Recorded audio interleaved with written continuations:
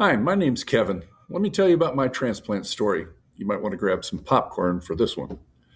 I've been in pretty good shape for these past few years, but back in November of 2016, I knew something was off when, for the very first time since it was implanted in 2012, my internal pacemaker defibrillator went off. I was writing a proposal for a potential new client when I started to feel off. I sat there and I sat there, and then boom! Felt like I'd just been kicked in the chest by a horse. I was completely stunned. I knew what it must have been, but still. After a few minutes, I started feeling normal again. It was close enough to the end of the day that I just went home. The next morning, as I was driving to work, I started to feel off again. Same kind of sensation as the day before. I knew something was off, so I went ahead and pulled off the freeway, pulled into the first parking lot that I could find. As soon as I put the car in park, boom, there it went again. I called in sick from my car and drove straight home. At 9:01, I called my cardiologist and I made an appointment for that afternoon. Well, to make a long story short, from mid-November until mid-February, I'd been shocked by my internal defibrillator 30 times. So they had me go in for an ablation procedure. This was supposed to significantly reduce the opportunity for these shocks to keep occurring. After the procedure, everything went well. I was sent home the next day, or so I thought. My wife picked me up from the hospital. We headed home. Almost made it too.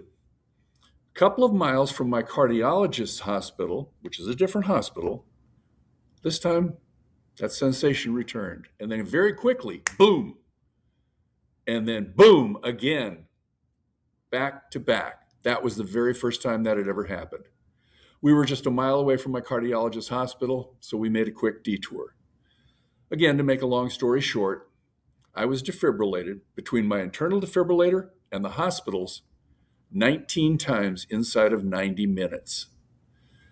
I spent the next 3 days in a medically induced coma and became officially medically retired.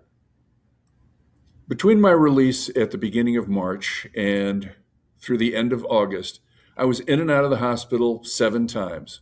During one trip to the emergency room, as I stood at the reception desk waiting to sign in, my heart completely stopped. I dropped to the floor. Over the next couple of years, things were okay, but it was obvious I was going to have a heart transplant at some point. I remained hopeful, oftentimes quietly praying for the right thing to happen, whatever that might be. Anyway, in 2021, I was asked to begin taking transplant classes to prepare for the day when that heart transplant was going to eventually come. Well, sure enough, my situation worsened, and on the 8th of February, 2022, I checked into the hospital to wait for a new heart. I was told quite candidly it could be a few months before a heart would become available. You see, I'm 6'9", and at the time I weighed just over 270 pounds. Not exactly what you'd call an off-the-rack consumer. On March 25th, I began feeling off, this time very different, lightheaded. For some reason, I turned and I looked at the monitor next to my bed. I looked at the heart section. 50, then 30, 20, 5, 0.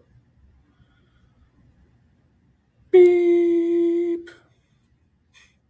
Can I tell you how odd it felt hearing a code blue announcement followed by my own room number go out over the hospital intercom before I lost consciousness? There's a story for parties, right? Anyway, I guess that bumped me up on the UNOS list because the next week, on March 31st, 2022, a date which will live in infamy, at least for me, I got my new heart. And boy, was it a good one. The next day, my transplant doctor came in and told me my new heart was pumping blood well enough to keep 2 people alive. The donor was an athlete, half my age, and just about my same height and weight. Can I tell you, I honestly felt like that was a blessing from God. I'm still exercising, still watching my diet, down to 253 pounds. Never felt better. Yeah, I have a Whataburger every once in a while, but still. Take it from me. If you're being told you need an organ transplant, consider it as a blessing from God. You're being given a second chance. Cherish it. Have a good one.